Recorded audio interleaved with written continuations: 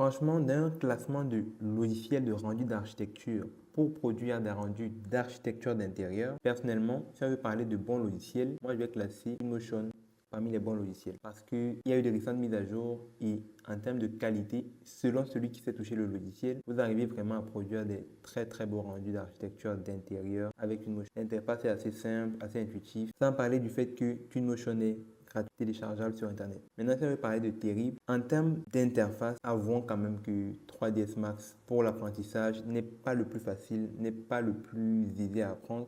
Mais en termes de qualité, il est quasi excellent, selon celui qui s'est touché également. Mais la courbe d'apprentissage est très difficile. Je classerai également Lumion parmi terribles parce que je suis le premier à l'utiliser, mais ce n'est pas forcément facile de produire des très beaux rendus d'intérieur grâce à Lumion. Il faut savoir le faire et ce n'est pas tout le monde qui sait le faire. Ce n'est pas forcément facile d'apprendre à le faire sur Lumion. Pour ce qui est des logiciels pas mal, moi je vais classer Enscape là. Et en termes de qualité, Enscape, c'est pas mal. Tout ce que j'ai eu à voir sur Internet. Maintenant, l'interface aussi. Il est assez simple, assez facile à utiliser, mais il va falloir bien se former. Pour ce qu'il y a de pire, ça c'est mon point de vue. Vous allez venir avec moi. Atlantis, c'est un dinosaure. Je ne sais pas qui l'utilise encore en 2025. Je ne conseille pas trop. Il y a plein de nouvelles mises à jour. Ils n'ont pas forcément suivi les tendances, donc passez à autre chose, les amis. Pour ce qui est de Blender, j'ai du mal à le classer là parce qu'il n'est pas de base un logiciel d'architecture, mais il produit des rendus de qualité. Il est gratuit, mais la courbe d'apprentissage aussi, elle est assez difficile parce que c'est des logiciels de base qui ont été créés pour des films, ainsi de suite. Donc, j'ai un peu de mal avec ça. Et selon moi, le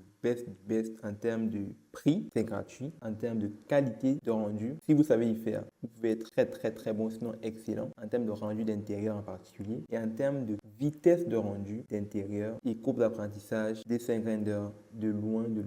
Selon moi, au jour d'aujourd'hui, le meilleur pour pouvoir produire des rendus d'intérieur de qualité facilement et de façon gratuite pour commencer avant d'aller vers la version payante par la suite si vous voulez. Mais, petit disclaimer, pour chacun de ces logiciels, vous pourrez trouver des gens qui produisent des trucs incroyables. Donc, retenons bien que tout dépend de qui touche le logiciel, de sa méthode, mais aussi chaque logiciel de base a déjà des prédispositions pour faciliter, alléger le travail aux utilisateurs.